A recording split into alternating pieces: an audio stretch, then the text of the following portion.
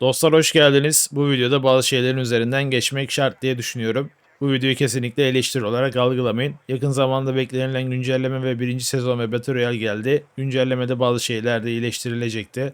Neydi bunlar? Birincisi parlaklık. Liberation Peak, Black Veil, Kaire, Operasyon Firestorm gibi haritalarda deneme yaptım. Parlaklık hala var ama eskisi kadar değil. Fakat eskisinde güneş göze oldukça batıyordu. Şu an daha da çok batıyor. En azından benim için böyle. İlerleyen günlerde, aylarda bunlar tekrardan elden geçirilecektir. Hep böyle kalmayacaktır diye düşünüyorum. Geçen Embark Studio'nun yaptığı yani bir zamanlar Battlefield'ı yapan geliştiricilerin oyunu olan Ark Riders'ı oynadım. Ne parlaklık sorunu vardı, ne adam görememe sorunu vardı, ne ayak sesi sorunu vardı. Yani adamlar yapmış abi, tecrübelerini konuşturmuşlar. Fakat Tarkov tür oyunlar benim ilgi alanım olmadığı için çok oynamadım ve satın almadım. Ama oyun kalitesini çok fazla belli ediyordu. Oyunda bugün çıktı. Umarım iyi bir çıkış yapmıştır. Çünkü beta'da gerçekten güzeldi. Fakat beta'da güzel olan şeyler full sürümde kötü olabiliyor. İkinci sorunumuz ise sesti. Düşman ayak sesi hala gelmiyor. Ses konusu da düzeltilecekler arasındaydı ama değişen bir şey yok. Tank sesleri düzelmiş, mesela gelen tank aracı duyabiliyorsunuz ama düşmanın ayak sesini zerre duymuyorsun. Bir sürü equalizer ayarı yaptım. Maalesef olmuyor. 2042'de iyi olan bir şey bu oyunda nasıl kötü olabiliyor anlamıyorum. Bir de Battle Royale modu geldi. Ayak sesinin gelmesi daha da önemli oldu. Battle Royale oynayanlar yorumda belirtin. Ayak sesi ne durumda? Belki bu modda iyi geliyordur. Yön tayini daha iyi yapılabiliyordur belki de. Ama dediğim gibi ses konusu şu an bir hayal kırıklığı. Umarım ilerleyen güncellemelerde düzelir. Üçüncü sorun, karakterin saçma sapan zıplaması, yani Mario jump yapması hala devam ediyor. Özellikle belirttiler düzeltilecek diye ama düzelen bir şey yok. Dördüncü ise dağılım saçılım. Şahsen ben alışmıştım. Mermilerin dağılımına falan oynadıkça insan alışıyor. Ama bunda bir tık düzelme var gibi, en azından ben böyle hissettim. Şimdi dostlar, bazı silahlar size farklı gelebilir. Bunun sebebi de aslında rastgele mermi mekaniğinin hala var olmasıdır. Battlefield oyunları düz mantık tepme mekaniğini kullanmıyor. Özellikle çok fazla hareket halinde ateş edersen mermi adama değil başka yere gidebiliyor. Yani bu durum çok daha fazla artabiliyor. Dediğim gibi alıştıkça ortada bir sorun kalmıyor. Size samimi olarak diyorum ki ben bayağı alıştım. Ayrıca şunu da unutmayın, yakın mesafede örnek 20 metreye kadar full spray yapabilirsin. Hatta hareket halinde yapabilirsin, sorun olmaz. Ama şunu unutmayın, ötesi için artık burst fire olarak sıkmanız lazım ki mevcut dağılımı falan daha iyi yönlendirebilmeniz için. Bunu oynadıkça alışacaksınız ve illaki yine bu işin üstünden geçeceklerdir. Yeni güncellemeler gelecektir. Şu an bir tablo görüyorsunuz. Bunu X'te bir kullanıcıda gördüm. Güncelleme sonrası karşılaştırma yapmış. Oyundaki silahların nişan isabeti ve geri tepme karşılaştırmasını gösteriyor. Her silahın bloom veya piksel deviation, yani merkezden sapma değeri ölçülmüş. Silah ateşlendiğinde mermilerin hedefin merkezden ne kadar saptığını, dağıldığını ifade ediyor. Rakamlar ne kadar küçükse silah o kadar stabil ve isabetli demek. Spray bloom sürekli ateş ederkenki dağılım. Moving bloom hareket ederkenki dağılım. Kontrol sprey ise kontrolcüyle sprey yaparkenki isabet oranını gösteriyor. Sağdaki old sütunları önceki sürümden, muhtemelen bir önceki oyun güncellemesinden değerleri gösteriyor. Yani bu tablo güncel yama ile eski yama arasındaki değişiklikleri kıyaslıyor. Tabi bunlar hangi eklentileri kullanarak yapmış bilmiyoruz çünkü belirtmemiş.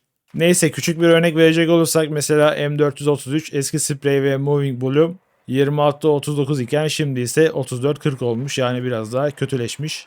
Mesela QBZ 20-20 iken 21-25 olmuş ama şunu söylemeliyim ki bizzat oynadım. Hiç kötüleşmiş gibi görünmüyordu. Düşmanı direkt deliyordu. Hatta daha da iyi olmuş diyebilirim.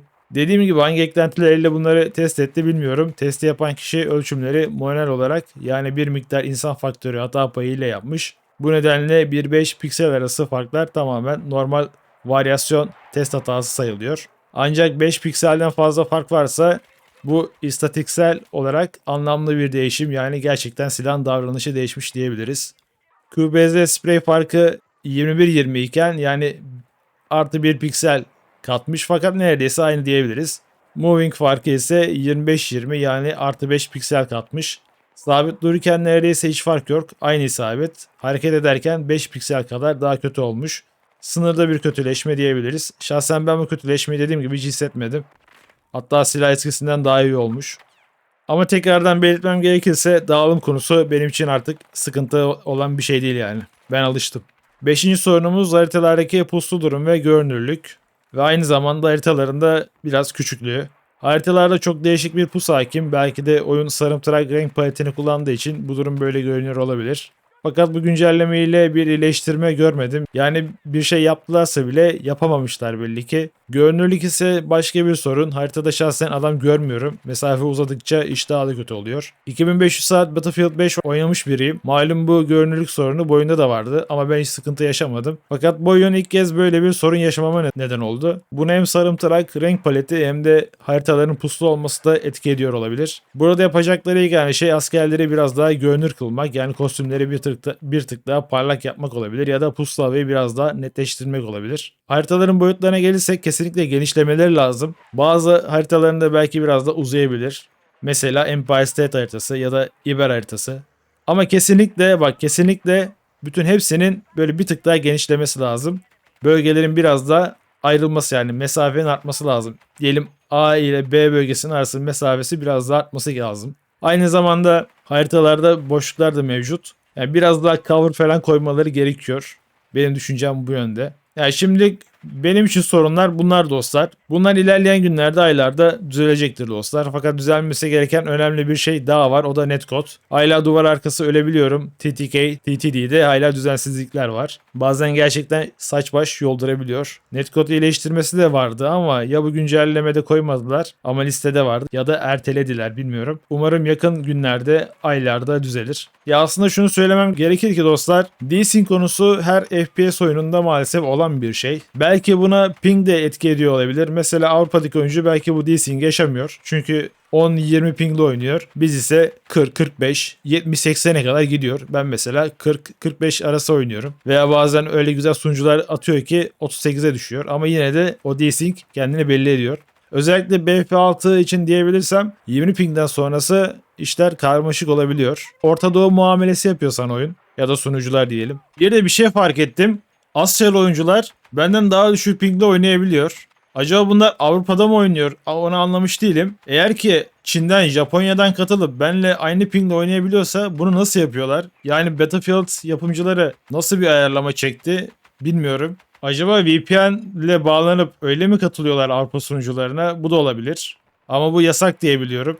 Dostlar, bunlar eksiklikler ve düzeltilmesi ya da daha da iyileştirilmesi gereken şeyler olarak anlayın. Bu dediklerimi kesinlikle eleştiri olarak algılamayın. Babanızın yaptığı bir oyun da değil. Bu avukatlık işini de bırakın. Fakat eleştiri olarak anlayan amip beyinliler olacaktır. Sorun yok. Küfür eder, sonra engeller geçerim. Kendi kendine kudurur durur. Neyse, oyunda beni zevklendiren şeyler nedir dersek, düşmanın sorunsuzca ölmesi beni zevklendiriyor. Mesela geçen sniper videosu paylaştım. Böyle oyunlar nadir de olsa geldiğinde zevkleniyorum.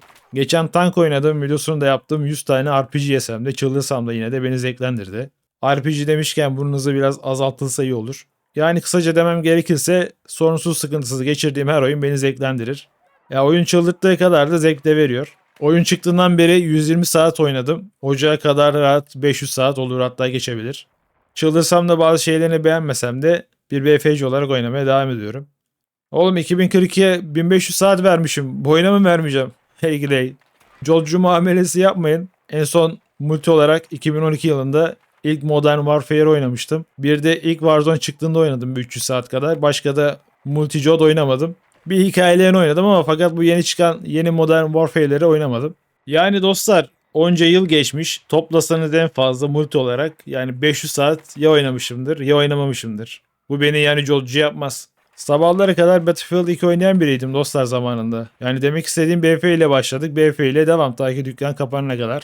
Dostlar, o kadar şey söyledim ama bunların sorumlusu Frostbite motorunun zorluğundan dolayı mıdır diye de düşünüyorum. Yanlış hatırlamıyorsam eski geliştiriciler bu motordan yaka silkiyorlardı, yani kötü anlamda. Yeni geliştiriciler de belki de bu motora ayak uyduramıyor olabilirler. Çünkü karmaşık bir motormuş. Belki de artık başka bir oyun motoruna geçme vakti gelmiştir. Yetkililer ne düşünüyor bu konuda bilmiyorum. Malum EA'de Araplara ve Amerikalı ortaklarına satıldı. İlerleyen yıllarda ne olur bilinmez. Ayrıca Türkçe yama getirmemelerinde hala uyuz oluyorum. Battlefield oyunları bence gayet iyi satılıyordur diye düşünüyorum. Kimse satılmıyor demesin. Yani Türkiye'de gayet de güzel satışlar yapıyordur diye düşünüyorum. Embark Studio çıkardığı ilk oyunda da mesela Türkçe ekledi. Yani isteyen istediği zaman ekleyebiliyor. Yeni yıllardan beri BF1 hariç Türkçe eklememesi tamamen politik olduğunu düşünüyorum. Bu arada Battle Royale modu bayağı eksi yorum almış. Bunun nedeni de insanların çoğu solo modda bekliyorken gelmemesinin hayal kırıklığı var. Bir de haftalık Battle Royale görevlerinin tamamlamanız gerekmesinden kaynaklanıyor. Yani şöyle, bu görevleri yapmanız için Battle Royale modunu oynamanızı zorunlu kılıyor. İnsanlar da zorunluluk esasını sevmiyor. Ek olarak da hileye karşı daha aktif korunma sağlamak için BIOS'tan Secure Boot'u da aktif etmek gerekiyor. Bunu ilk kez öğrenen oyuncular tabii ki sinirli. Bir de zannediyorum ki bot da basılmış olabilir karşı taraftan. Fakat şunu belirtmeliyim ki sizler de yorumda da yazdınız. Benim de dikkatimi çekti. Grafikler gerçekten enteresan duruyor. Bu da etki etmiş olabilir. Neyse, uzun uzadıya bir şeyler anlatmaya çalıştım. Bu dakikaya kadar dinlediğiniz için teşekkür ederim. Battlefield dükkanı kapanana kadar sağlığımda iyi olduğu sürece buradayım. Sorunlar, eksiklikler illa düzelir ama zaman alır. Zaman alması da insanı deli eder ama durum bu, yapacak bir şey yok. Bugün aslında yeni haritada oynadığım videoyu paylaşacaktım ama fikrimi değiştirdim. İlk böyle bir videoyu çekeyim, bu videoyu yükleyeyim dedim. Bu arada o videoda da parlaklık, ses konusuna falan da değindim. Ama öyle çok fazla uzatmadım. O dakikalar içinde tekrar da düşebilirsiniz, bu videoyu izleyenler için diyorum. Neyse, videoyu burada bitiriyorum. Beğenmeyi ve kanala abone olmayı unutmayınız. Bir sonraki videolarda görüşmek üzere. Kendinize iyi bakın.